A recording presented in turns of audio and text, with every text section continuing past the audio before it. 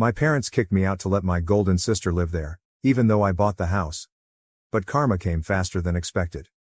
I, 37F, have spent the last 15 years developing my career as a senior management at one of the leading investment banks on Wall Street. This narrative focuses on my complex connection with my sister Emily, 47F, my parents, both in their late 70s, and a house I recently bought for them that has become the focal point of constant family strife. I have to take you back to the beginning to see how we got here. My parents were in their late 40s when I was born, so I was an unplanned child. My mother would frequently tell me that they already had Emily, who was 10 years old at the time, and that she was more than enough. She did not say this with malice, but rather in a tone that somehow made it worse. She would say, "We didn't plan for you," as she was arranging Emily's extracurricular activities or putting together her college application paperwork. These innocuous comments, which served as a constant reminder of my position as an afterthought in our family, shaped the background of my early years. I might not even be here if it weren't for my maternal grandparents' persistence. My parents saw me as a burden they hadn't requested, but they were thrilled about the possibility of having a second grandchild. I was an afterthought in my parents' lives, and that was evident right away. They had the same ritual every morning when they dropped me off at my grandparents' place. My father would say to my grandfather, "You wanted her," as he got ready to go for work, keys jingling in his palm. "She's all yours." My grandparents' house turned into my true home, a haven where I felt genuinely loved and wanted. They made sure I was fed and taken care of, picked me up from school, helped me with my homework, and took me to the park. I would spend hours learning about numbers and problem solving from my grandfather, a retired math professor. He'd say, "Numbers never lie." These lessons will subsequently influence my professional choices in ways I could not have predicted at the time, such as they tell stories more honest than people do. At their kitchen table, my grandma would assist me with my schoolwork every afternoon, ensuring that I fully grasped each idea. Her patience appeared limitless. She had taught high school before retiring. She would add, "Knowledge is the one thing nobody can take away from you," in a forceful yet kind manner. She also taught me to cook as a means of expressing my creativity and love, rather than as a chore. These times spent in their kitchen, reviewing my school day and learning how to measure materials exactly, turned into some of my most cherished recollections. My parents, who were generally exhausted and a little irritated at having to make the trip, would only arrive to pick me up late at night. "Madison," my grandmother would say as she bid me farewell every night, "you're the best thing that ever happened to us." I could almost forget that I wasn't wanted anywhere else while I was in her loving embrace. They became my emotional rock, giving me the stability and affection that were conspicuously lacking at home. My grandfather would often add, "Remember, sometimes the best things in life aren't planned." I learned to live as an afterthought in my own home as Emily got ready for her promising future. My sister just pretended that I didn't exist. She wasn't nasty or harsh. She would be lying on the couch, talking on the phone about mails and college applications, totally unaware of me, while I played with my dolls in the corner of our shared living room. The difference between how my parents treated Emily and me was clear and consistent. I would hear my mother's proud voice as she talked about Emily's achievements with family or friends. Emily got straight A's again. Emily made the debate team. Or, Emily got accepted to her dream college. They went to all of her school functions, scientific fairs, and debating contests.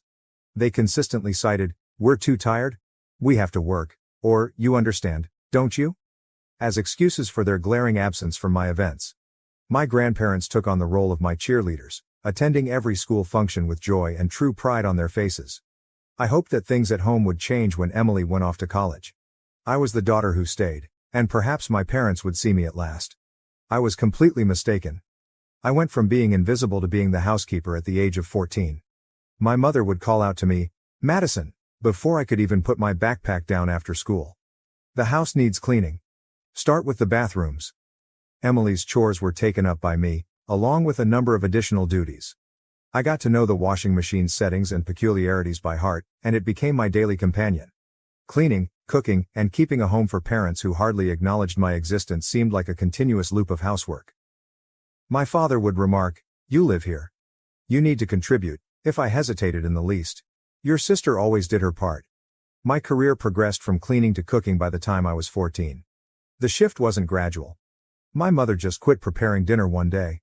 One morning she declared, "You're old enough now. We expect dinner ready when we get home from work."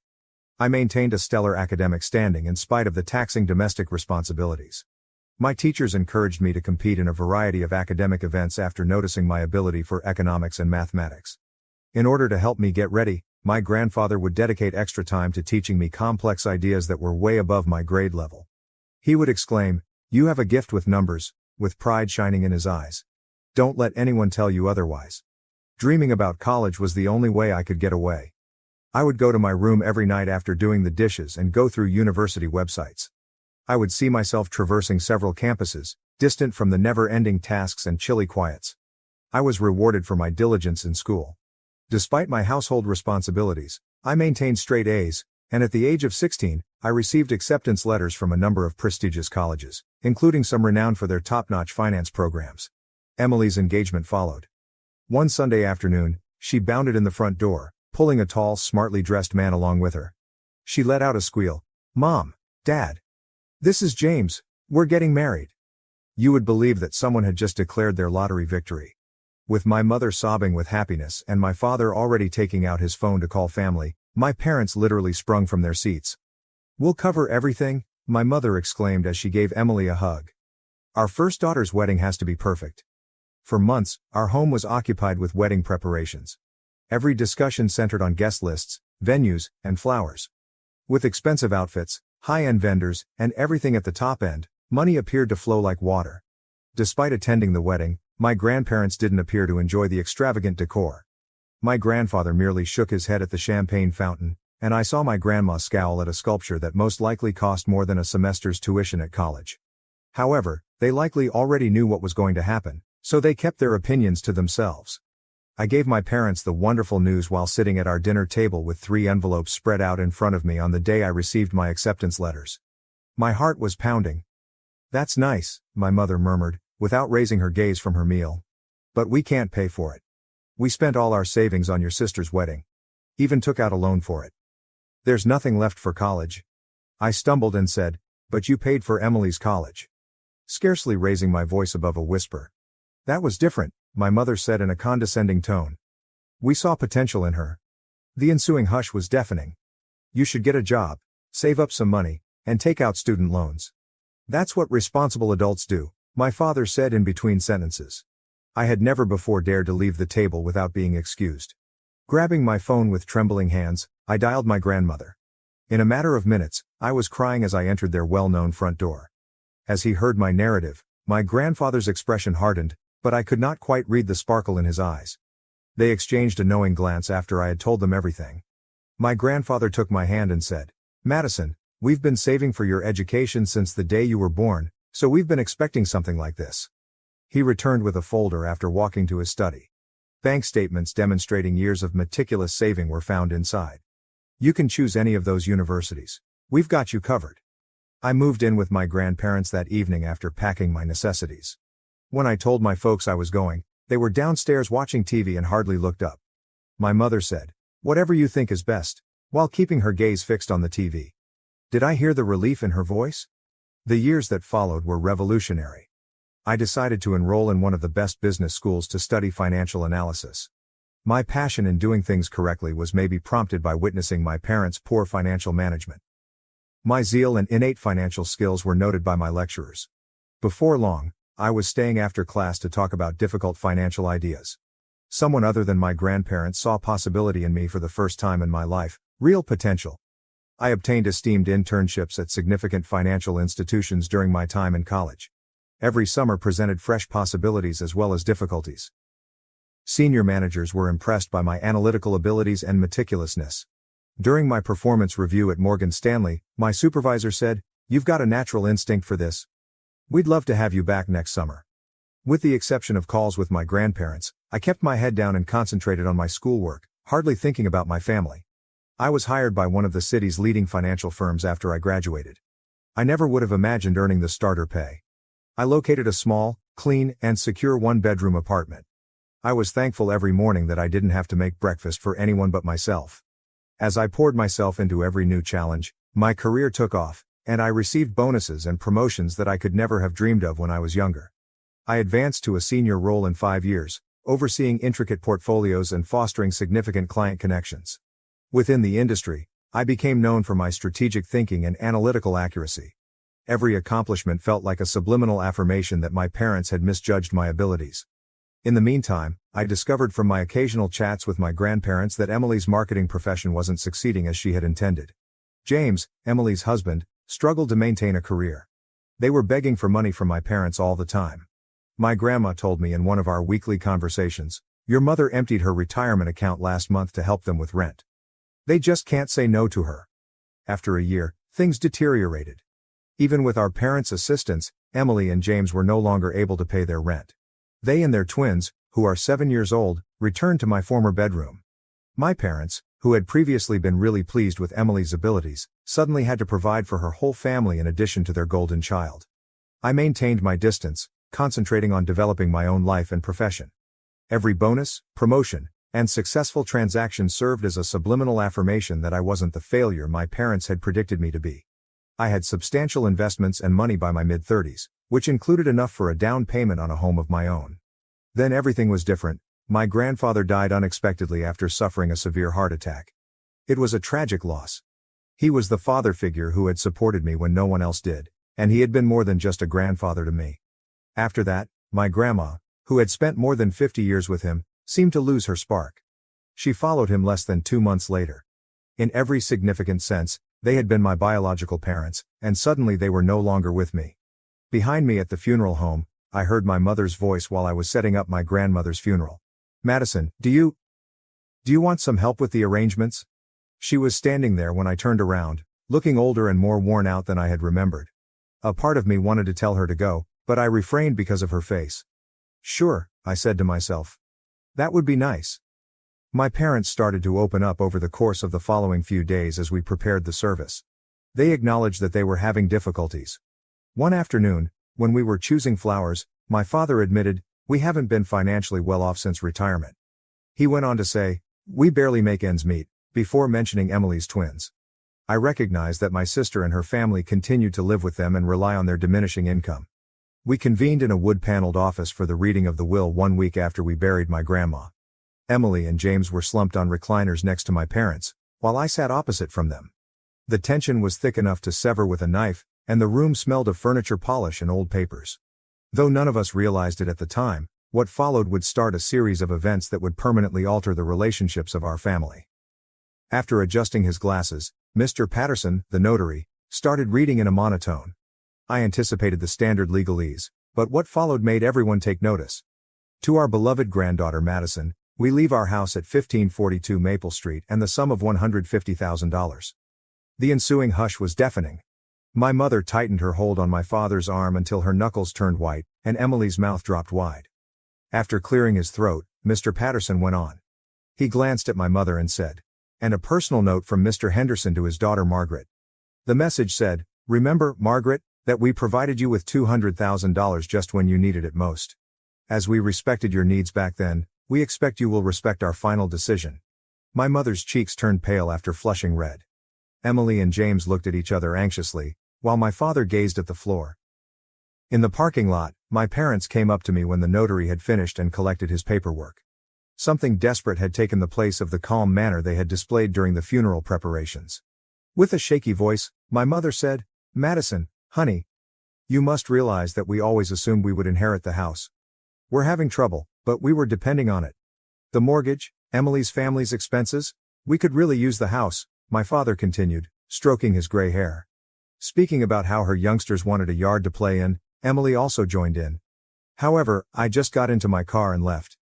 I kept thinking about my grandparents' parting gift over the course of the following few weeks. My life was well established near the city, and although the house I had inherited held many priceless memories, it was too large for me alone. In the meantime, I learned about my parents' growing financial difficulties from our weekly chats. Helping Emily and her family had drained their retirement funds, and they were finding it more and more difficult to pay their own mortgage. I gave it a lot of thought before deciding. I would purchase my parents a better house, one that is single-story, has a lovely garden, but is easier to maintain, with the money I make from the sale of my grandparents' house and my own savings. For their retirement years, something cozy. I was shocked by their response when I shared my concept with them. They actually started crying with happiness. After several weeks of house hunting, we eventually discovered the ideal location. A stunning ranch-style house with large doorways and no stairs in a peaceful neighborhood. My folks couldn't stop gushing about how thrilled they were after the purchase was finalized. A proper housewarming party is what we need, my dad said. It is the least we can do to make all the arrangements. That would be beautiful, I said, intending to show them the deed at the festivities. Tell me when, please. Weeks went by.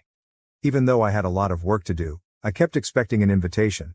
Oh, my mom would say, we're still planning. You are aware that these tasks require time. My father would also say, we want it to be perfect. We'll notify you shortly. I was annoyed by their evasive answers for some reason. One evening, I was putting Emily's name into Facebook following another evasive phone call from my mother. We weren't connected on any social media, and I hadn't seen her page in years. Just hours ago, it was posted, I can't wait for this Saturday's housewarming party for Mom and Dad. I can't wait to celebrate with everyone in this beautiful residence. Numerous friends and family members confirmed their attendance and scores of comments on the page. Pictures showed caterers being hired and decorations being set up. This was hardly an impromptu get-together. Weeks had been spent organizing it. I called my mother with a little trembling fingers. Hello, Mom. I wanted to inquire further about the housewarming party. Do you have a date in mind yet? Oh, honey, not just yet, she said with ease. Most likely in a few weeks. The specifics are still being worked out. Everyone except me, apparently. I had to make a choice as that Saturday drew near. Shall I go up to them? Do I have to let it go? How could they keep me out of the festivities after everything that had transpired, after I had purchased them this house? I would eventually find out, but not in the manner I had anticipated. I parked a block from the house I had purchased for my parents on Saturday. I could see dozens of people mingling through the windows, including Emily's social circle, friends, and relatives. My father offered tours of the house I bought, while my mother, dressed in her special occasion pearls, welcomed guests at the entrance. Twinkling lights and welcome banners adorned the mansion. Laughter and music poured out onto the street. It was obvious that they had spent weeks organizing this housewarming celebration, to which I was not invited. For a while, I sat in my car and watched Emily's twins chase each other past crowds of grown-ups who were ogling them. I could see moving boxes with Emily's handwriting on them stacked in the corner through the wide bay window. The process of relocating her family's possessions had already begun. I inhaled deeply before sneaking in through the side door. The aroma of flowers and catered cuisine filled the house. I heard my father speaking to a gathering of people in the living room when I followed his voice. After all these years of hard work, we finally did it, bought our dream home. My mother excitedly added, don't forget about Emily. She helped so much with the down payment. Such a wonderful daughter, always thinking about family first. Unlike some people, she went on. In response to a question about me, she said, our younger daughter hasn't helped us at all. Too busy with her career to care about family. Heat sprang to my face as I stood in the doorway. Everyone jumped when I said, actually, I think you've got that backwards. There was a dead silence in the room. My dad was the first to recover, grinning tightly. Madison, what a surprise.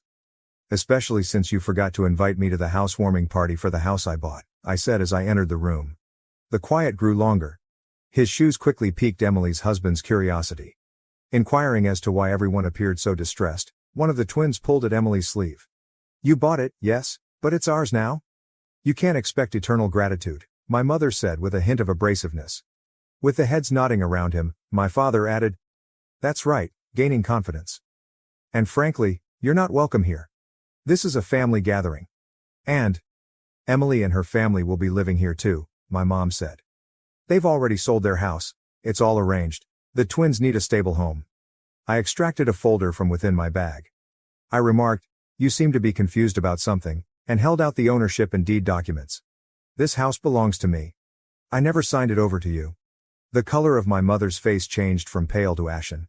My father began to ramble on about his responsibilities to his family. Emily's self-assured grin broke when she became aware that her preparations were failing. Despite my shaking palms, I continued. I was planning to give it to you tonight, maintaining a firm voice. I thought this could be a fresh start for all of us. Instead, you've shown me nothing has changed. When my mother said, you can't do this? Her voice became a screech. We're your parents. No, I said softly. You're just the people who gave birth to me. My real parents, my grandparents, taught me that family means more than blood. They also taught me about finances, which is why I own this house and you don't. I turned to speak to the astonished visitors. I'm sorry, but this party is over. This is my house, and I'm asking everyone to leave. My parents, Emily, James, the twins, and all of their guests departed in tears. From the porch, I observed them driving off one by one until the street was deserted. In the yard, the ornamental lights continued to sparkle mockingly. Inside, half-empty drinks and discarded food plates covered every surface. The house, which was supposed to be my gift of reconciliation, ended up being the last straw in our relationship. A few weeks later, I found out that they had purchased an apartment using the proceeds from the sale of their previous home. 3 generations crowded into a 2-person apartment when Emily, James, and the twins moved in with them. They tried calling me all the time at first. Their voicemails varied between angry accusations. "You've become so heartless, just like your grandparents warned us you would." And guilt-tripping, "How could you do this to your own family?" I disabled their social media accounts, emails, and phone numbers. As a reminder of everything that went wrong in our family, the house is now empty. I have an appointment with a real estate agent tomorrow. It's not worth attempting to cure everything. Like old photos in a dusty album, some relationships are better left in the past. When I eventually have kids of my own, I've made a self-promise that they won't ever need to win my affection or vie for my attention. In contrast to my parents, I will love my kids just as much and without conditions, just as my grandparents loved me. Every heartbreaking reality about my family was exposed that Saturday night. I had not been invited to the housewarming celebration my parents were throwing when I arrived at the house I had purchased. Dozens of visitors, catered food, and, most telling of all, moving boxes with Emily's handwriting strewn around were all visible through the windows. My father proudly declared, "After all our hard work, we finally bought our dream home," as I sneaked in through the side entrance. In her comments, my mother praised Emily for allegedly helping with the down payment. She dismissed inquiries about my absence by saying, "Oh, Madison's too focused on her career to care about family." The incident encapsulated every insult I had experienced as a youngster, every instance of favoritism toward Emily, and every instance in which I had been regarded as an afterthought. I had never before experienced such clarity as I stood in the doorway, witnessing my parents rewrite history by preparing to relocate my sister's family onto my land without even asking me. "Actually," I said, causing the room to quiet down, "I believe there was a miscommunication regarding the buyer of this house." I could tell everything I needed to know about their actual emotions from the expressions on their faces. Amazement, humiliation, and then indignation. My mother was the first to recover, her voice piercing with a sense of entitlement. "What's done is done. The house is ours now, and Emily's family needs the space." I took out the ownership documents and the property deed. "No, the house is mine. I never transferred ownership to you. I was planning to give it to you tonight, but clearly, that would be a mistake." "You can't do this," my mother said in a terrified tone. "We're your parents, we have rights." "The only rights you have," I said quietly, "are the ones I choose to give you. And right now, I'm choosing to ask everyone to leave my property." Following that, there was a frantic evacuation, with guests rushing out with plates of food still in hand, Emily's twins sobbing in bewilderment, and my father trying to maintain some dignity while guiding people to their cars. "How could you do this to your own family?" was my mother's final attempt at manipulation, but it failed against my newfound determination. The 5 of them were crowded into a tiny flat in the weeks that followed. The messages began right away. My father demanded a re-examination, Emily begged with tears for her children's stability, and my mother accused me of cruelty. They were all blocked by me. The vacant house served as a reminder of what might have been, a new beginning, an opportunity for peacemaking. Rather, it served as the impetus for my ultimate separation from a family that had never fully embraced me. A month later, I sold it and used the money to fund my own future. Some asked if I would ever try to mend those bridges or forgive them. However, I came to understand that forgiving does not always entail letting harmful people return to your life. Forgiving oneself for leaving can be necessary at times. Before putting away the old wedding picture of my parents, I promised my future children that they would never experience the anguish of conditional love, the hurt of being compared to a sibling, or doubt their position in the family. With me, the cycle of partiality and emotional blackmail would come to a stop. Emily's twins were playing in the tiny courtyard when I last drove by my parents' apartment complex. I briefly experienced sadness, but it was for the relationships that never truly existed in the first place, not for the ones I had lost. My grandparents taught me that a true family is based on love, respect, and support for one another, despite the belief that blood is thicker than water. I take their lessons with me as I start this new phase of my life. Love ought to be freely given rather than demanded. Family is more than just genetics. Walking away is sometimes the healthiest course of action.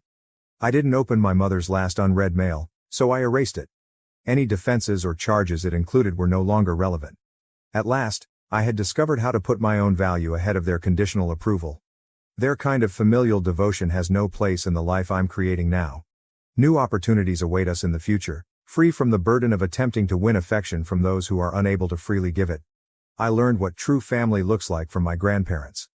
I'll build that kind of family for myself someday.